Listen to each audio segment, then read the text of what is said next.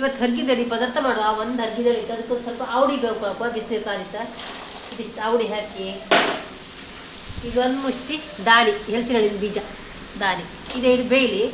ಇದಕ್ಕೆ ಇದು ಹರ್ಗಿ ಪದಾರ್ಥ, ಒಂದು ಹರ್ಗಿದಡಿ ಅಂದರೆ ಅರ್ಧ ಕೆ ಜಿ ಇತ್ತು ಹರ್ಗಿದಡಿ ಪದಾರ್ಥ. ಅದಕ್ಕೆ ಎಂತೆಲ್ಲ ಬೇಕಾದರೆ ದಡ್ಡದೊಂದು ನೀರುಳ್ಳಿ, 3 ಟೊಮೆಟೊ, ಕಡಿಗೆ ಒಂದು 8-9 ಒಣಮೆಣಸು, ಒಂದು ಕಡಿ ಕಾಯಿ, ಒಂಚೂರು ಅರಿಶಿನ ಪುಡಿ, ಒಂದು ಚೂರು ಬೆಳ್ಳುಳ್ಳಿ, ಒಂದಿಷ್ಟು ಇದೊಂದು ಚೂರು ಶುಂಠಿ, ಇದ್ರಾಗ ಇಷ್ಟ ಹಾಕೋದಿಲ್ಲ, ಸ್ವಲ್ಪ ಜಪ್ಪಿ ಹಾಕ್ತೆ, ಕಾಳುಮೆಣಸು, ಕೊತ್ತಂಬರಿ, ಜೀರಿಗೆ, ರುಚಿಗೆ ಬೇಕಾದಷ್ಟು ಬೆಲ್ಲ ಮತ್ತು ಸ್ವಲ್ಪ ರುಚಿಗೆ ಬೇಕಾದಷ್ಟು ಉಪ್ಪು, ಇದಿಷ್ಟು ಹಾಕಿ ಕಡ್ಕೊಬತ್ತೆ. ಅಷ್ಟೊಳಗದು ಬೇಯಲಿ. ಇಷ್ಟು ಉಪ್ಪು ಹಾಕ್ತೆ, ಬೇಯಲಿ.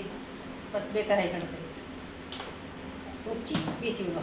ಒಂದು ಸರಿ ತಿರ್ಸುವ.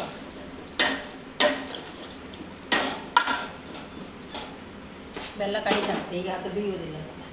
ಮುಟ್ಟೆ ಸಾಕು. ಇದೆಲ್ಲ ಬೆಂದಿತ್ತು, ತರಕಾರಿ, ಹರ್ಗಿದಡಿ, ಔಡಿ, ದಾನಿ, ಟೊಮೆಟೊ, ಈರುಳ್ಳಿ ಎಲ್ಲ ಬೆಂದಿತ್ತು. ಈಗ ಮಸಾಲೆ ಕಡ್ಕೊಂಬಂದ ಹಾಕಿಬಿಡು.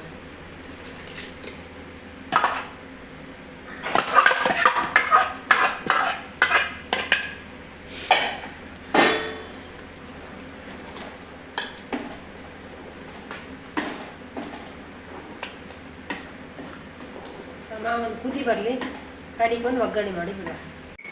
ಬೆಲ್ಲ ಹಾಕ್ತೆ, ಬೆಲ್ಲ ಹಾಕಿ ಸ್ವಲ್ಪ ನೀರು ಹಾಕಿ ಬೇಯಿಸ್ಕೊಂಬ.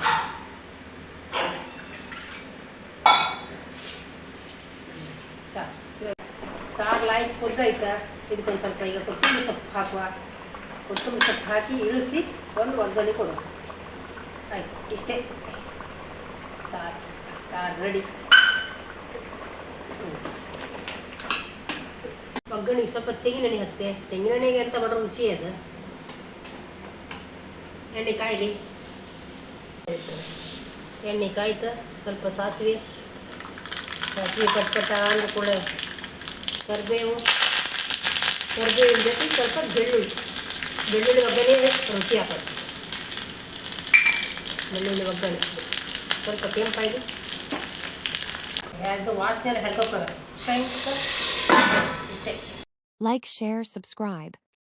Thank you for watching.